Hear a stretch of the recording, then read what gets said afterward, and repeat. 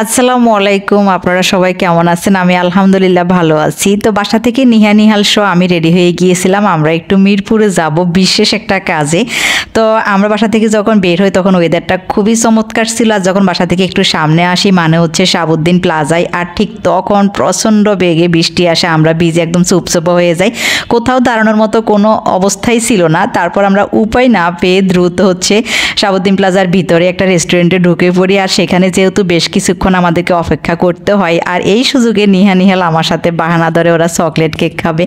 আর chocolate cake দেখলে তো নিহার একদম মাথায় ঠিক থাকে না। আর এটা ছিল ছোট্ট একটা ফ্যামিলি কেক, আমি এটাই অর্ডার করি আর আমরা ওইখানে বসে কেকটা কাটি, অনেক মজা করি।